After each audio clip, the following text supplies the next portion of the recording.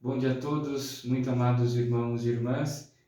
Seguimos na oitava de Natal e queremos então neste dia 31, neste sábado, encerrando também o ano civil, o ano litúrgico nós já encerramos com o final do tempo comum, mas encerrando então o ano civil, nós queremos voltar-nos mais uma vez e com toda a confiança para a palavra do Senhor, que tanto tem a nos dizer e ensinar. O evangelho deste dia é o evangelho de João, capítulo 1, versículos 1 a 18. João, capítulo 1, versículos 1 a 18. Em nome do Pai, do Filho e do Espírito Santo. Amém. Vinde, Espírito Santo, e enchei os corações dos vossos fiéis, e acendei neles o fogo do vosso amor. Enviai o vosso Espírito, e tudo será criado, e renovareis a face da terra. Oremos. Ó Deus, que instruístes os corações dos vossos fiéis, com a luz do Espírito Santo, fazei que apreciemos retamente todas as coisas, segundo o mesmo Espírito, e gozemos sempre de sua consolação. Por Cristo, Senhor nosso. Amém. O Senhor esteja convosco, Ele está no meio de nós. Início do Evangelho de Jesus Cristo, segundo João. Glória a vós, Senhor. No princípio era a palavra, e a palavra estava com Deus, e a palavra era Deus. No princípio estava ela com Deus. Tudo foi feito por ela, e sem ela nada se fez de tudo que foi feito. Nela estava a vida, e a vida era a luz dos homens. E a luz brilha nas trevas, e as trevas não conseguiram dominá-la. Surgiu um homem enviado por Deus. Seu nome era João. Ele veio como testemunha para dar testemunho da luz, para que todos chegassem à fé por meio dele. Ele não era a luz, mas veio para dar testemunho da luz, daquele que era a luz de verdade, que vindo ao mundo ilumina todo ser humano. A palavra estava no mundo e o mundo foi feito por meio da palavra, por meio dela, mas o mundo não quis conhecê-la. Veio para o que era seu e os seus não a acolheram. Mas a todos que a receberam, deu-lhes capacidade de se tornarem filhos de Deus, isto é, aos que acreditam em seu nome, pois estes não nasceram do sangue, nem da vontade da carne, nem da vontade do varão, mas de Deus mesmo. E a palavra se fez carne e habitou entre nós, e nós contemplamos sua glória, glória que recebe do Pai como Filho unigênito, cheio de graça e de verdade. Dele, João dá testemunho, clamando: Este é aquele de quem eu disse: O que vem depois de mim passou à minha frente, porque ele existia antes de mim. De sua plenitude todos nós recebemos graça por graça. Pois por meio de Moisés foi dada a lei, mas a graça e a verdade nos chegaram através de Jesus Cristo. A Deus ninguém jamais viu, mas o Filho unigênito de Deus, que está na intimidade do Pai, ele nos deu a conhecer. Palavra da salvação, glória a vós, Senhor. Amados irmãos e irmãs, temos um evangelho um pouco mais denso teologicamente falando. O prólogo de João ele realmente traz uma linguagem um pouco mais difícil. Vai falando justamente da palavra, falando da palavra, nos fala do Cristo, que é o Verbo eterno de Deus, que existe desde sempre, né? E que pertence então à própria realidade divina, sendo um como Pai e com o Espírito Santo.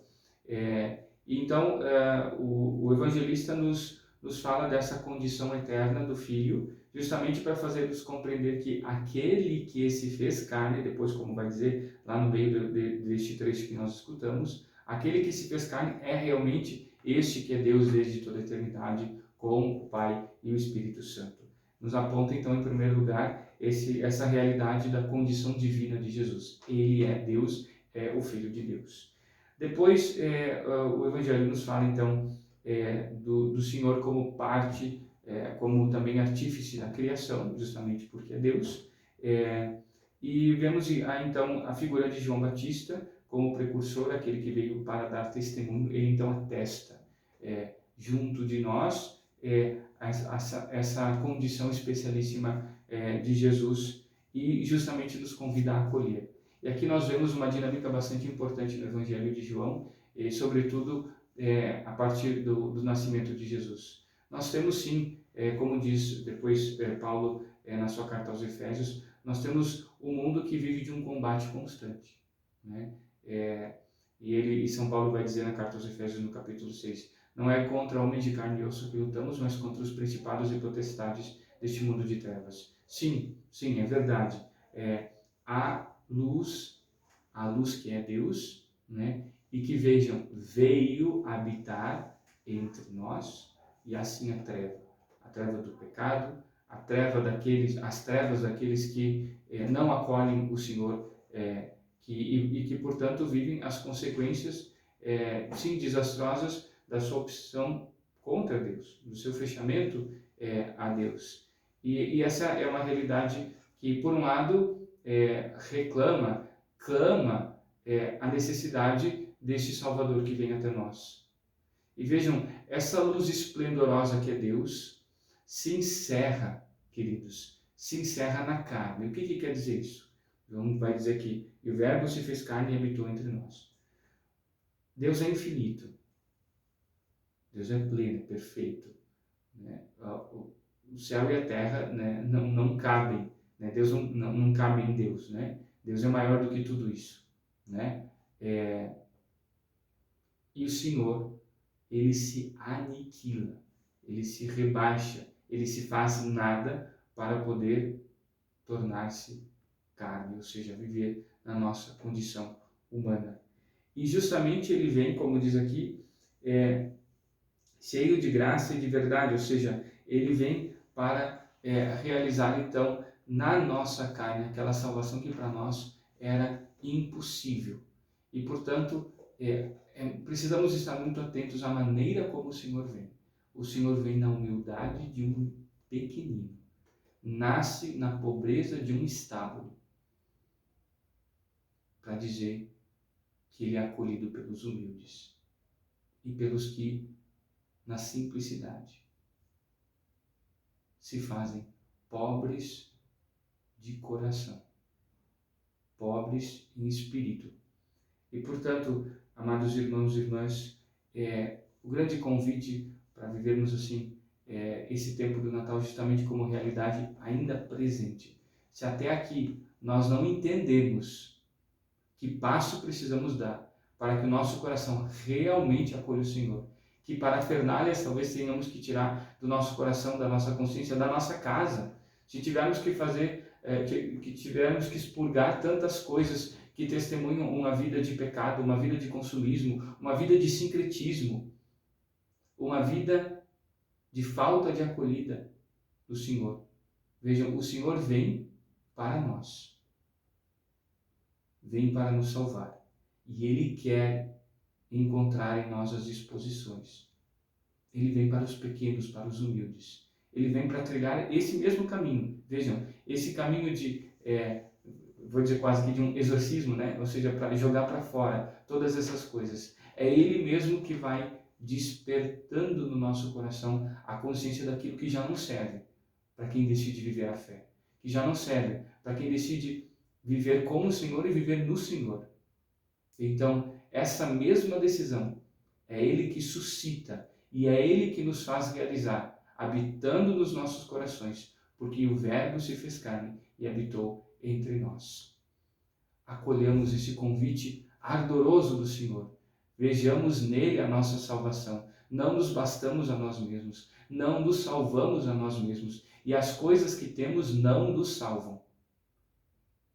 É só o Senhor, nosso Salvador. Acolhemos Ele de coração aberto e radiante. Louvado seja nosso Senhor, Jesus Cristo, para sempre seja louvado. Passemos aos nossos avisos. Ainda estamos então nesse tempo de férias coletivas e, portanto, a Secretaria da Paróquia e os demais serviços da Caritas e Pastoral da Saúde não funcionam, certo? Nestes dias ainda. A partir do dia 4, a Secretaria volta a funcionar. A partir do dia 9, a Pastoral da Saúde, abrindo somente nas terças e nas quintas de tarde, a partir da 1h30, e a Caritas, a partir do dia 11, funcionando em janeiro e fevereiro, somente nas quartas-feiras de tarde, a partir das 2 horas. Nós estamos disponibilizando na igreja, nas comunidades, aqui na Matriz e nas comunidades, o calendário vocacional, que é um importante meio de conscientização da necessidade de rezarmos e contribuirmos com as vocações. Então, nós sustentamos, né, os nossos seminaristas em primeiríssimo lugar com as nossas orações, com o nosso carinho, com o nosso afeto, com o nosso incentivo e também, enfim, com a nossa ajuda. Recordo a importância dos nossos calendários do dízimo, porque justamente a nossa oferta nos faz justamente atender o chamado da igreja de irmos ao encontro das necessidades materiais da igreja para que ela possa, mantendo-se viva, estender a sua missão. Por isso, essa é a intenção, preciso dizer aqui, logicamente e tremendamente sobrenatural, de tudo aquilo que materialmente a igreja possui e dispõe, para fazer presente o mistério do Cristo. O Cristo que se encarnou, que teve uma vida na carne, ele deixou neste mundo uma estrutura, uma instituição, onde ele continua fazendo presente essa mesma realidade do seu amor, da sua graça, nos sacramentos, né, na igreja, nos templos, lugares especialíssimos onde dignamente podemos e devemos celebrar o culto e assim por diante. Então, o nosso dízimo tem essa função e nós precisamos, então, na consciência da fé, também acolhermos essa disposição tão necessária. Por fim, recordo ainda que nós estamos com as inscrições da catequese abertas e, portanto, convidamos os pais ou responsáveis de crianças que vão completar 10 anos no ano que vem, ou que já tenham completado, a nos buscarem para marcarmos então uma conversa, explicarmos o funcionamento da catequese, tirarmos as dúvidas e darmos os devidos encaminhamentos. É com alegria que nós convidamos vocês a virem ao nosso encontro e queremos recebê-los. Deus abençoe a todos. Vamos agora então rezar pelos nossos irmãos que hoje estão de aniversário e pelos que celebram também o dom da vida matrimonial, pedindo que sejam todos acumulados abundantemente da graça do Senhor pela intercessão da Virgem Maria. Ave Maria, cheia de graça, o Senhor é convosco. Bendita sois vós entre as mulheres, e bendito é o fruto do vosso ventre, Jesus. Santa Maria, Mãe de Deus, rogai por nós, pecadores, agora e na hora de nossa morte. Amém. O Senhor esteja convosco, Ele está no meio de nós. Desça e permaneça sobre vós, vossos lares, vossas famílias, pela intercessão da Virgem Santíssima e de seu esposo castíssimo São José. A bênção de Deus Todo-Poderoso, Pai, Filho e Espírito Santo. Amém. Então, antes de despedir-nos, quero comunicar que, como sempre, nesses meses de janeiro e fevereiro, nós não temos mais o programa, né? Ficamos neste tempo de férias sem programa. Bom dia, São Pedro. Voltamos depois por março. E também quero comunicar que não temos, então, as missas das 7 da manhã e nem as missas das 5 da tarde nos domingos. Então, só para te lembrar que as atividades ficam reduzidas para proporcionar aos padres também o período de férias, de descanso e assim por diante. Tenham todos um abençoado dia, um abençoado final de semana. Fiquem com Deus.